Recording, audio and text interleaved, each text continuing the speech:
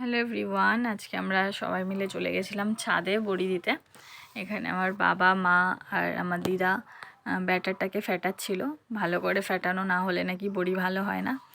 তো আমার খুব একটা ধারণা নেই, কিন্তু আমি প্রত্যেক বছর বড়ি দিই, কেন আমার খুবই ভালো লাগে বড়ি দিতে। তো এখানে আমি দিচ্ছিলাম এই বড়িগুলো। তো খুব একটা ভালো আমি পারি না, বাট চেষ্টা করি। আর প্রত্যেক বছর এক আধবার আমাদের বড়ি দেওয়া হয়েই থাকে। গ্রামের এদিকে সবাই কম বেশি দেয়। তো আপনারাও জানাবেন কার কার বাড়ি এইভাবে শীতকালে বড়ি দেওয়া হয়। এবার যদিও শীতের একটু পরেই দেওয়া হয়েছে আর কি। তো আর এই ভিডিওটা কিছুদিন আগের। তো বেশ কিছুদিন হয়ে গেছে বড়ি দেওয়া হয়েছিল আমাদের। তো এখানটায় প্রত্যেক বছর আমরা 3 জন মিলেই দিই, আমার বাবা, মা আর আমি। বাট এবছর অনেক লোক ছিল, আমার দিদা ছিল, পাশের বাড়ির একজন মানে জেঠিমা ছিল, তারপর আমার বৌদির বোন ছিল। তো সবাই মিলে দেওয়ার কারণে একটু তাড়াতাড়ি হয়ে গেছিলো, মানে মোটামুটি 1 ঘন্টার মধ্যে আমাদের বড়ি দেওয়া কমপ্লিট হয়ে গেছিলো।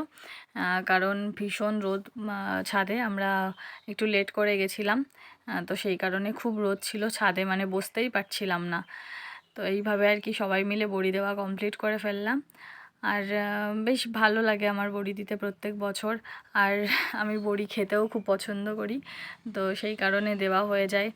আর সবাই মিলে দিলে বেশ ভালো, মানে সুন্দর একটা মুহূর্ত সবার সঙ্গে কাটে, বেশ গল্প করা যায় ভালো বসে। তো ভালো একটা আর কি সময় কাটে। আর এখানে আমাদের বড়ি দেওয়া পুরোপুরি কমপ্লিট। তো এটাকে কিছুদিন রোদ দিতে হয়, রোদে দেওয়ার পরে তারপর রেডি হয়ে যায় আর কি। তো যাই হোক, সবাই জানাবেন কেমন লাগলো ভিডিওটা। Thank you.